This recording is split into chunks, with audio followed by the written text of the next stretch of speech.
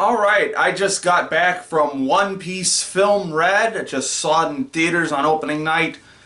Man, what a movie. That was a heck of a movie. Just damn incredible. I'm blown away by this movie. Uh, just as a brief, I guess, overview of where I'm at as a One Piece fan, I'm actually kind of new to this franchise relatively, although I have been making my way through it. I'm on the fourth box set of the manga right now, I'm about halfway through Whole Cake Island. So, not caught up yet, but pretty close. I will say this movie does have at least some minor spoilers if you're not all the way through Whole Cake, is what I've noticed. But honestly, that's not going to affect your viewing of it. I will say, though, there is going to be a spoiler section at the end of this video because I simply can't talk about a good bulk of this movie without spoiling a twist that happens at the end of the first act. Like, it's that early on. I gotta be honest, the marketing for this, the trailers have done a fantastic job of not telling you a goddamn thing about this movie other than there's an idol in it. It's really dang good marketing. I applaud them for that. But before we get to that, let's talk about that, the idol stuff. This is basically if you threw Love Live into One Piece. Like, this isn't just like, oh, she has one or two songs here and there. This is a musical movie, almost. There are, I believe, at least 6 songs that play during the movie proper, plus the credit song at the end. And all of those songs get, like, I think, except for one, I think all of those songs get dedicated basically music video segments. Again, kind of like Love Live. And the fucking directing for these sequences is immensely just so fucking good. This is, I believe, it was Goro Taniguchi who directed this film. I believe he's the Code Geass director. And just the way this film looks is so impressive on so many levels technically, especially during these music video sequences.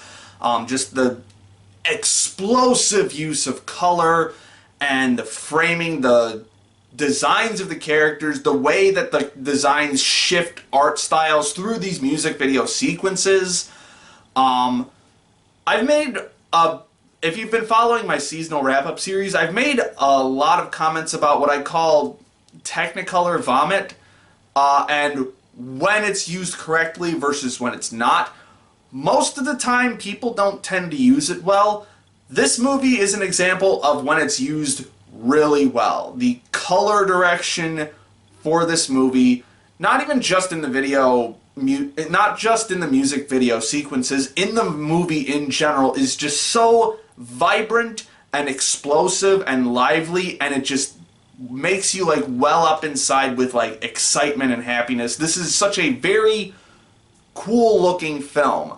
And even on like the more negative ends of emotion, and in fact I would say the negative emotional ends are even more impressive. This the way it really drills into you with this incredible darkness that One Piece always manages to just throw at you out of nowhere.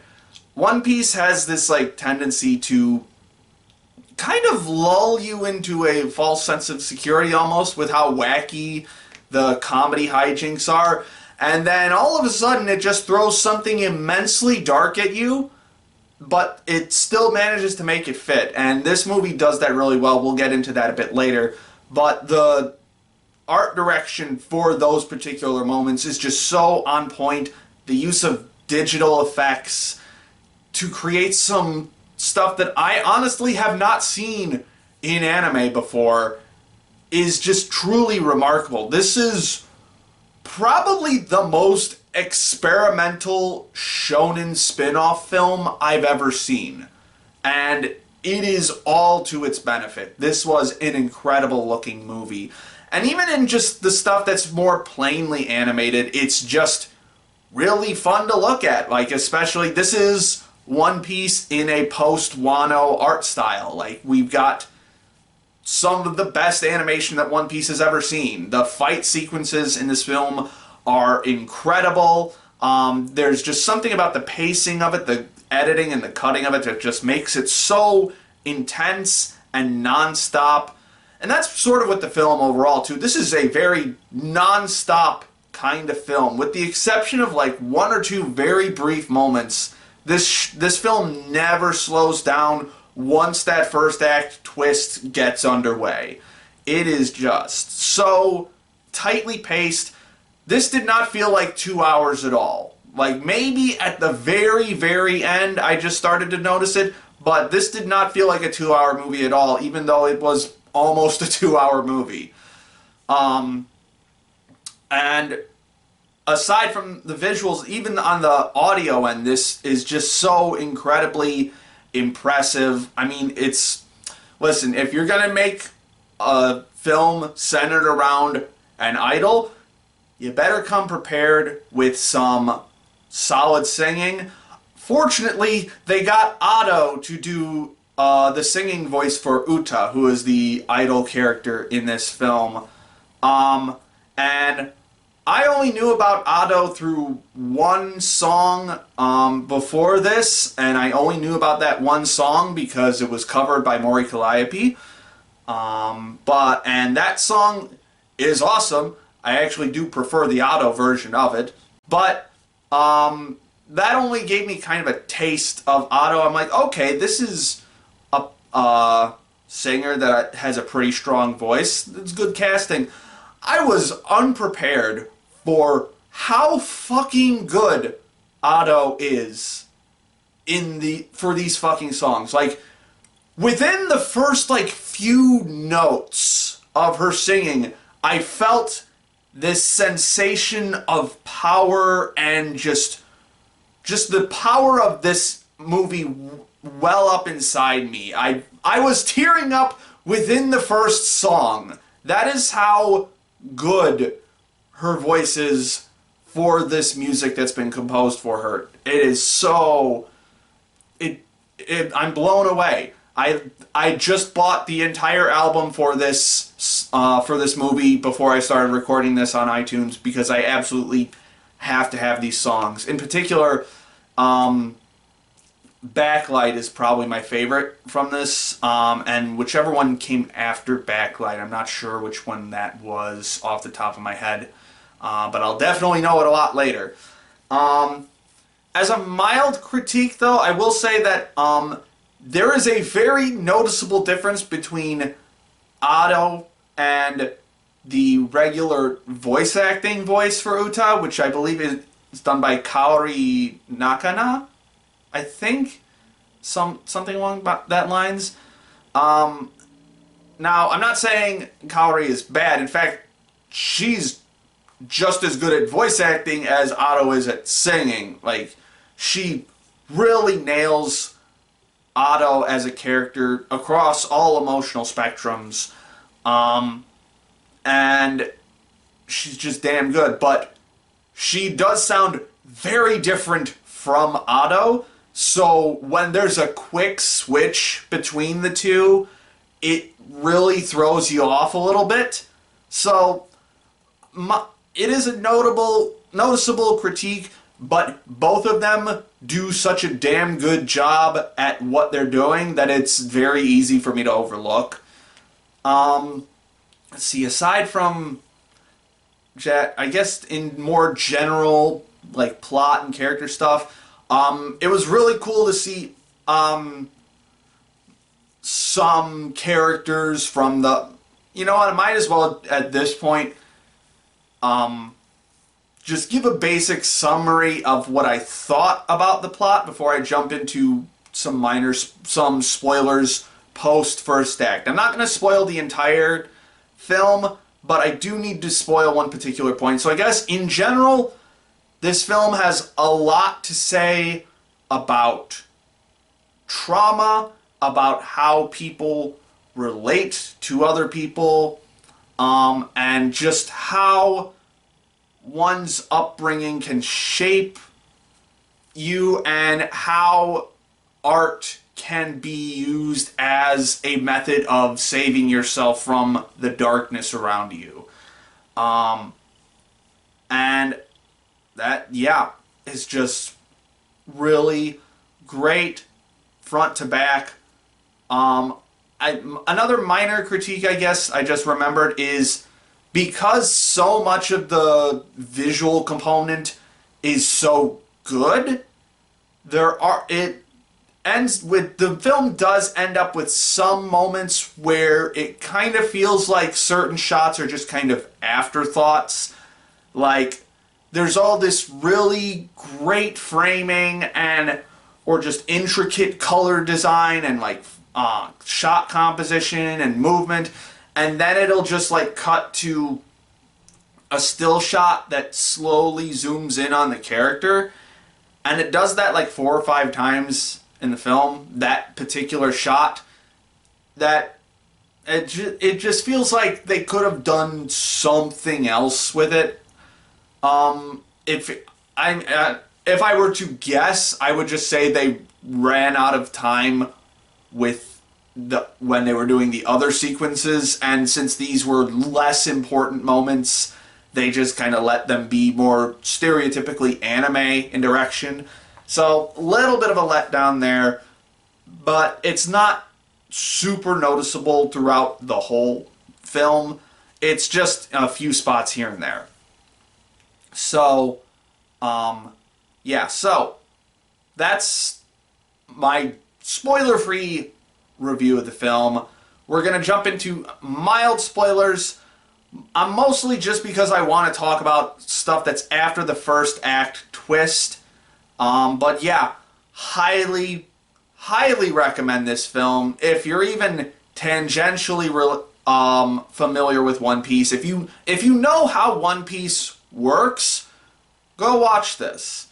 It's a phenomenal film. Okay, so turns out Uta is actually the villain of the film.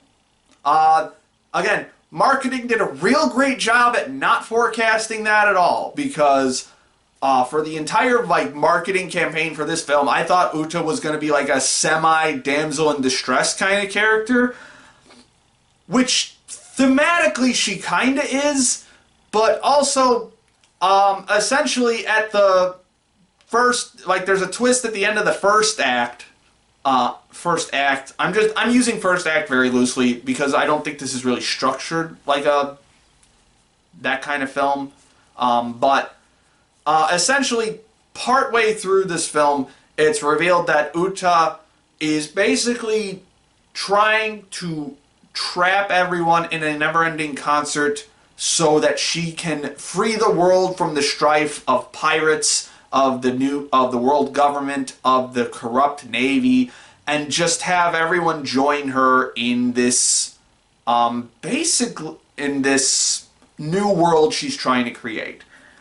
And this immediately made her one of the most interesting characters I've ever seen from One Piece. And there are so many interesting characters in One Piece, but Uta, I gotta be honest, is one of my favorites now. Like, the way she develops over this film, the way she kind of doubles down on this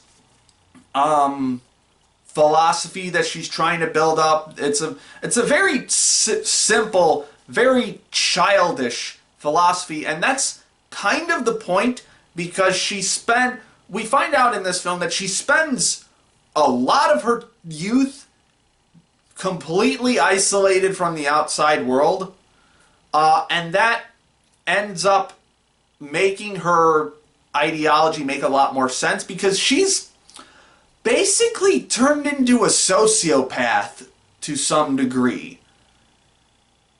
Like, she doesn't understand why people are fighting against her. And this film goes out of its way to really go in depth into why she is feeling this way, the different parts of her life that have shaped her, into being this way.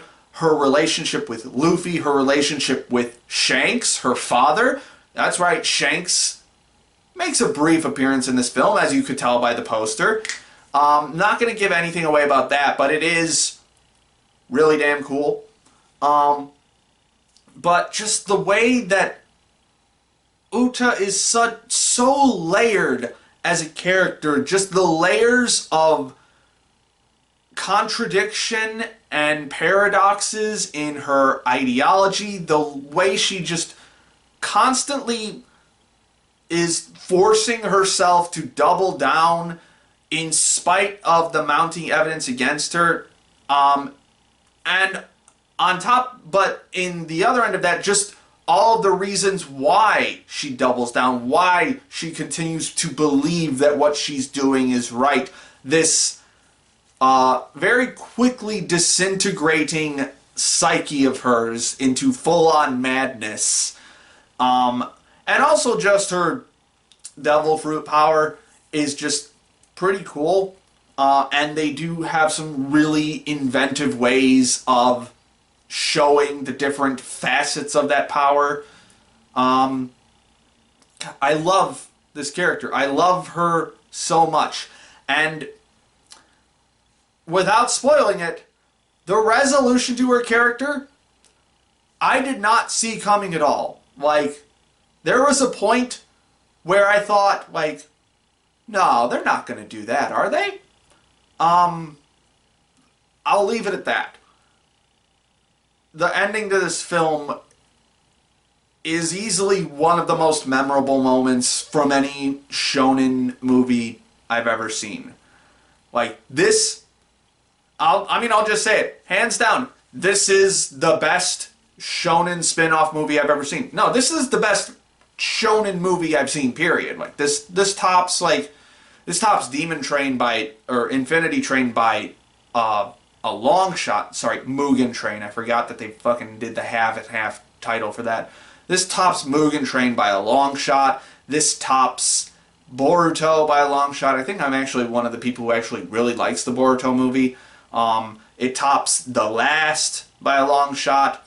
This is and I think the only thing that I think could possibly compete with this is I have a soft spot for Fusion Reborn, the DBZ movie, although I haven't seen it in a decade, so I'm just going to go ahead and say that this is my new favorite shonen spin-off movie, even more than like Broly from a couple years ago. This is fucking incredible. Go out and see it, especially if you're a One Piece fan. I'm feeling a light 9 on this one. This was a damn good movie. And I think that's all I have to say on this one. This is, I think, the last movie of the year that I'll be reviewing. I know the last Ava movie's coming out at the end of the year, but I already did a whole video on that last year, so no reason for me to do another video on it.